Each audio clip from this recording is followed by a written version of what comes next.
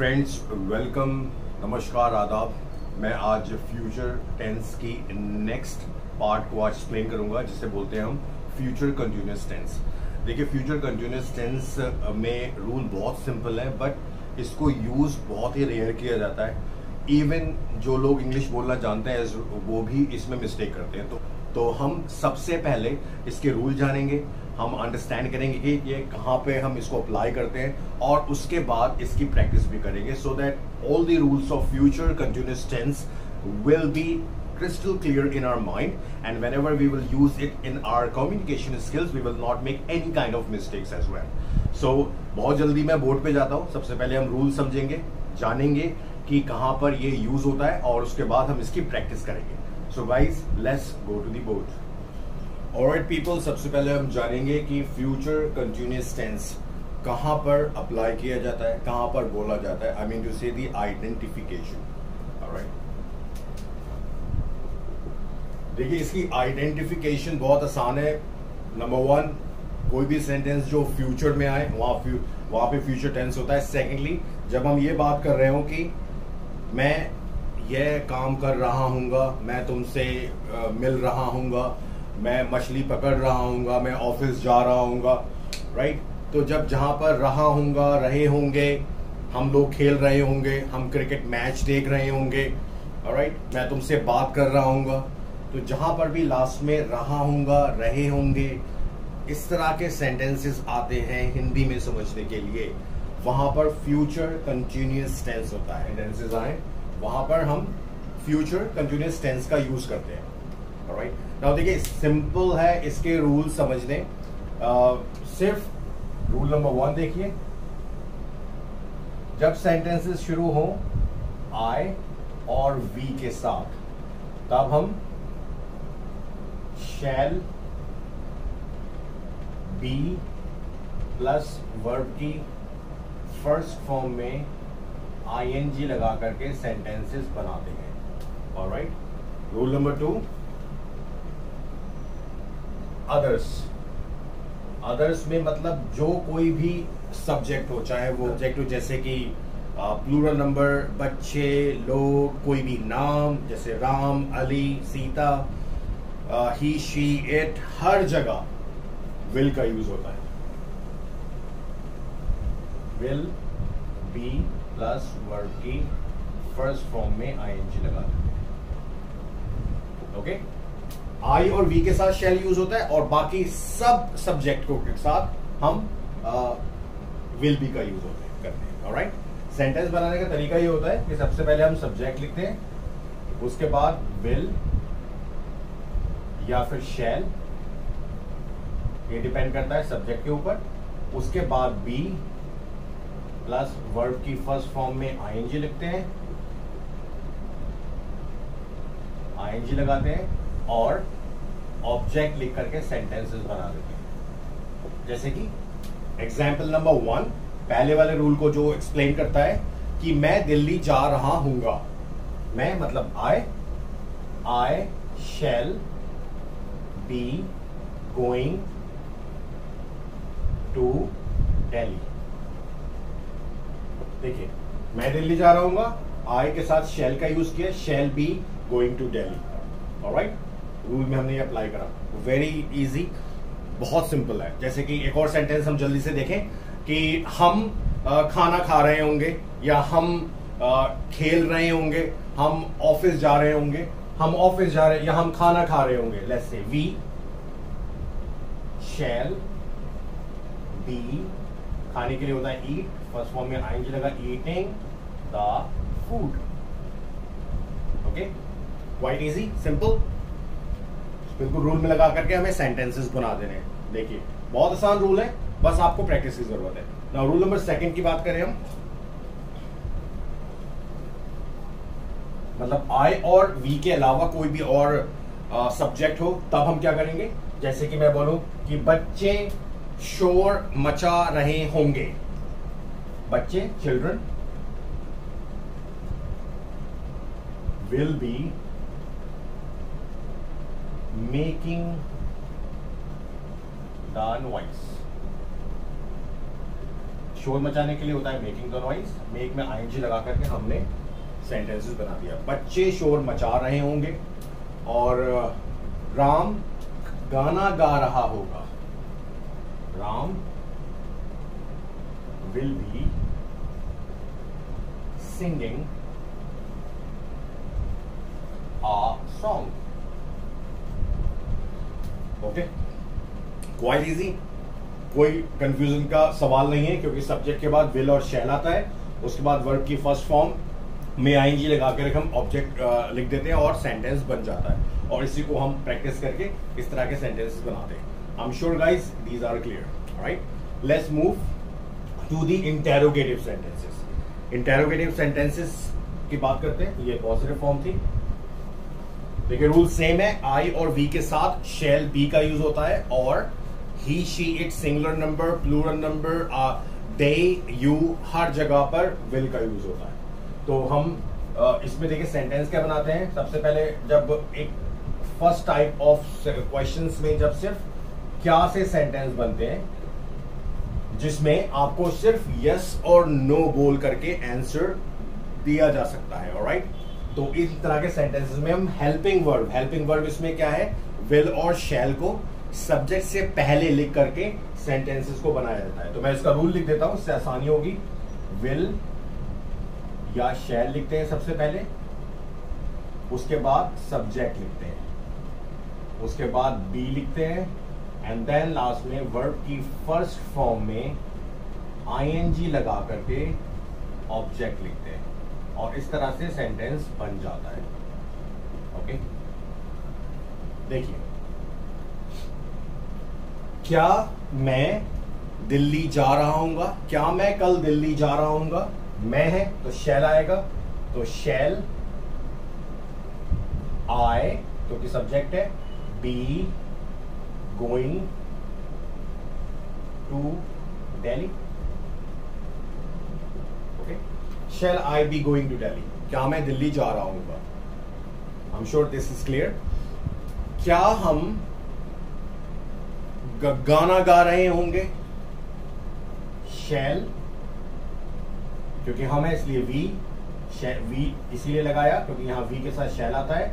Be singing a song, question mark. तो जब क्या वाले सेंटेंसेस इस तरह से बने तो हम ऐसे इनको फ्रेम करते हैं। देखिए, एक तो हम विल वाले भी बनाते हैं कि क्या मुकेश पैसे कमा रहा होगा। Will Mukesh be making the money. पैसे कमाने के लिए making the money, alright? Will Mukesh be making the money. Will इसलिए लिखा क्योंकि मुकेश है, alright? I am sure this tense and the interrogative form of future continuous tense is crystal clear to you guys. I mean to say, so far जहां पे हम क्या से sentences बनाते हैं, alright? Okay. अब इसका दूसरा पार्ट है जब हम एक क्वेश्चन वर्ड्स से क्वेश्चन बनाते हैं। कभी भी कोई क्वेश्चन वर्ड अगर सेंटेंस के बीच में आता है, क्या नहीं होता है शुरू में, तो उस क्वेश्चन के लिए आपको एक प्रॉपर आंसर की जरूरत होती है, और उसके लिए रूल देख लीजिए क्या होता है। जब हम क्वेश्चन बनाएं इस तरह के वर्डों से, what, how, when, why, where, etcetera, okay, तब हम उन इस तरह के वर्डों को सबसे पहले लिख देते हैं, मतलब क्वेश्चन वर्ड को सबसे पहले लिख देते हैं। तो क्वेश्चन वर्ड जो होगा वो सबसे पहले होगा, उसके बाद से विल और शैल, सब्जेक्ट बी, वर्ड की फर्स्ट फॉर्म, और उसके साथ ऑब्जेक्ट लगा करके सेंटेंसेस को बना दिया जाता है। जैसे कि तुम कल क्या कर रहे होगे। अक्सर हम पूछते हैं अपने दोस्तों से कि तुम कल क्या कर रहे होगे, क्या कर रहा होगा, अगर दोस्त गहरा है तो तुम कल क्या कर रहे होगे, क्या मतलब व्हाट, ये क्या बीच में आया है, तो इसलिए हम व्हाट सबसे पहले लगाएंगे। व्हाट विल यू, देखिए विल इसलिए लगाया क्योंकि यू है। What will you be doing tomorrow?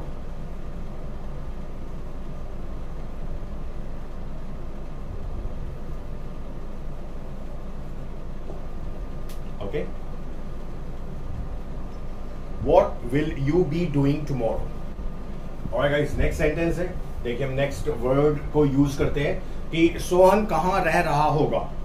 Alright, Sohan कहां रह रहा होगा, कहां means where, where will Sohan be living. Okay, Sohan कहां रह रहा होगा, where will Sohan be living. देखिए सिंपल सब्जेक्ट, हम क्योंकि सोहन था इसलिए विल का यूज हुआ, और यहां पे हमने क्वेश्चन बनाने वाला वर्ड सबसे पहले लिख दिया। So we are following the rule in order to frame these sentences perfectly, alright, as far as the grammar is concerned. Alright, I am sure guys this part of the future continuous tense is crystal clear to you guys. Now अब हम बात करते हैं negative sentences की। देखिए negative form of future continuous tense बहुत आसान है, कोई एक्स्ट्रा वर्ड नहीं लिखा जाता इसमें, सिर्फ विल और शैल के साथ नॉट लगा करके सेंटेंसेस बनाया जाता है, उसके बाद बी लगाया जाता है। मैं रूल लिख देता हूं जिससे आपको आसानी होगी। देखिए सबसे पहले इसमें हम सब्जेक्ट लिखते हैं, उसके बाद विल या शैल लिखते हैं, तुरंत बाद नॉट लगाया जाता है, फिर बी लिखते हैं, फिर वर्ड की फर्स्ट फॉर्म में आईएनजी लगा करके हम ऑब्जेक्ट लिख देते हैं। ओके, और यहां पे सेंटेंस बन जाता है। सब्जेक्ट के हिसाब से विल और शैल, तुरंत बाद नॉट, उसके बाद बी प्लस वर्ड की फर्स्ट फॉर्म में आईएनजी एंड देन ऑब्जेक्ट। इसका एक एग्जांपल देखते हैं कि मैं कल खाना नहीं खा रहा हूंगा, राइट। तो मैं है इसलिए सब्जेक्ट आई है, आई के साथ शैल आएगा, नॉट बी ईटिंग, ईट का ईटिंग हो गया, द फूड टुमारो।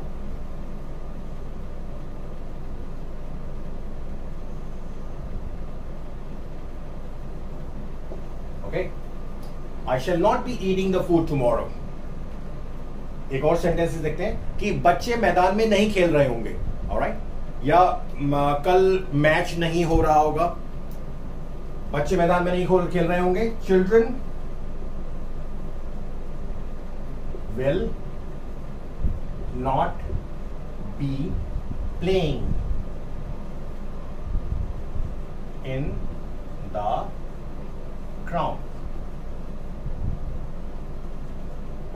ओके, अब देखिए एक सेंटेंस में इंटेरोगेटिव नेगेटिव का भी बना देता हूं। इंटेरोगेटिव नेगेटिव में क्या होगा कि सिंपल इंटेरोगेटिव नेगेटिव में कि क्या बच्चे मैदान में नहीं खेल रहे होंगे।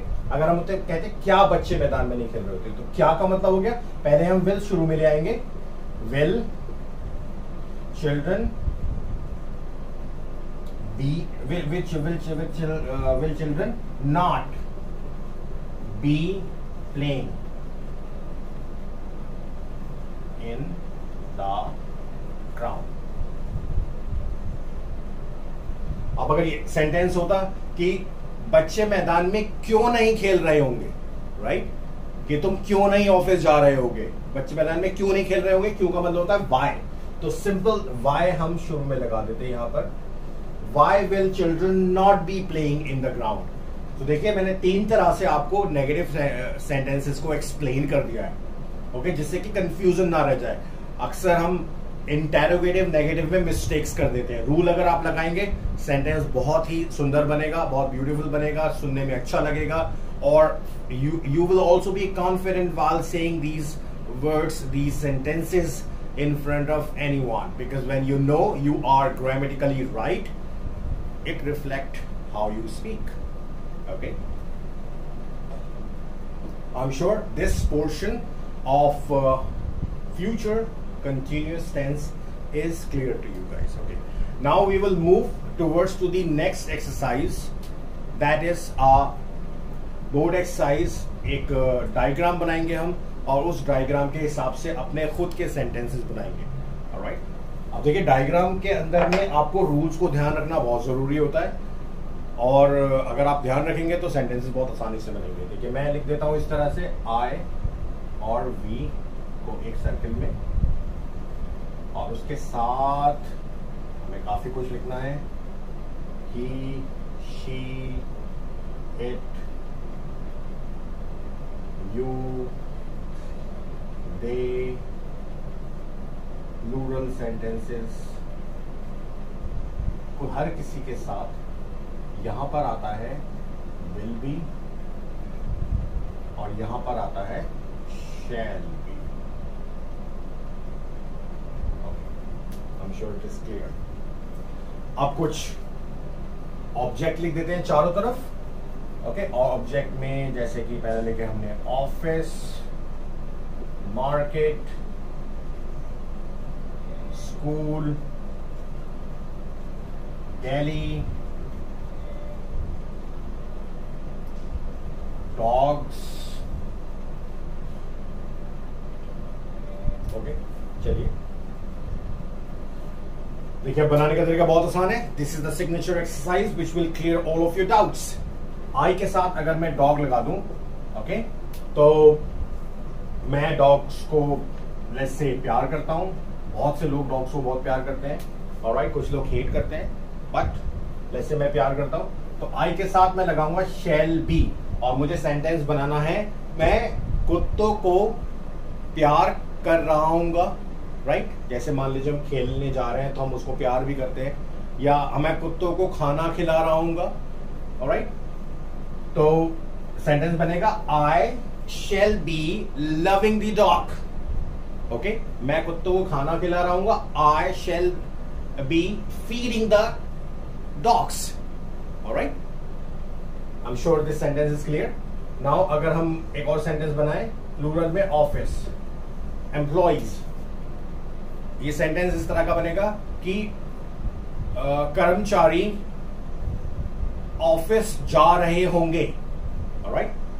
तो सेंटेंस बनेगा कि employees will be going to the office. I am sure it's clear. Okay, यहां अगर हम गो लगा दें, मार्केट में अगर वो कुछ बाय कर रही हो तो विशी है, तो she will be buying from the market, alright? They और Delhi, अगर वो दिल्ली में एंजॉय कर रहे हैं, so they will be enjoying in Delhi. I'm sure these sentences are clear. जो मैं बोल रहा हूं, देखिए आपके लिए ये थोड़े से मुश्किल हो जाएंगे, तो जो मैं बोल रहा हूं उनकी हिंदी आप अपनी एक कॉपी में लिख लें और उसके बाद उसकी ग्रामर बनाएं, ऑलराइट। तो आपको बहुत आसानी हो जाएगी। एक प्लूरल के साथ स्कूल, बच्चे स्कूल में पढ़ाई कर रहे होंगे, children will be studying in the school. Okay guys, अब ये तो सारे मैंने पॉजिटिव बनाए। अगर हम इनके इंटेरोगेटिव नेगेटिव बनाते हैं तो उनको भी हम बना सकते हैं। जैसे कि प्लूरल ऑफिस है, एम्प्लॉय ऑफिस नहीं जा रहे होंगे, so employees will not be going to the office. I am sure it's clear. क्या एम्प्लॉइज ऑफिस जा रहे होंगे, तो will employees be going to the office. Employees क्यों ऑफिस जा रहे होंगे, so why will employees be going to the office. और अगर एम्प्लॉइज क्यों नहीं ऑफिस जा रहे होंगे, so why will employees not be going to the office? Clear? देखिए मैंने आपको सारी फॉर्म बता दी। मैंने इसको इसलिए बताया है क्योंकि after understanding the rule, if you will make these sentences, these all kind of sentences by putting the rules and seeing the diagram in your copy, आपको ये टेंस आसानी से समझ में आ जाएगा। अगर आप वो सारे रूल्स को ध्यान में रख करके इस डायग्राम को आप देखेंगे और सेंटेंसेस को अपने हिसाब से बनाएंगे तो आप उसमें, मैं बोलूंगा कि महारत हासिल कर लेंगे और वो रूल्स आपको क्लियर हो जाएंगे। Alright guys, I am sure ये क्लास आपको अच्छी लगी होगी। अगर अभी तक आपने मुझे सब्सक्राइब नहीं किया है तो मुझे सब्सक्राइब करें और बेल आइकन को भी दबाना ना भूलें, जिससे कि जैसे ही मैं कोई वीडियो रिलीज करूं आप तक पहुंच जाए। Because I am going to release a lot of videos now onwards, so that हम इस ब्यूटीफुल लैंग्वेज को अच्छी तरह से डिस्कवर कर पाए और समझ पाए। If you have any question, any query, please ask me on the comment column. So that's all from my side today. Thank you so much for watching. Bye bye.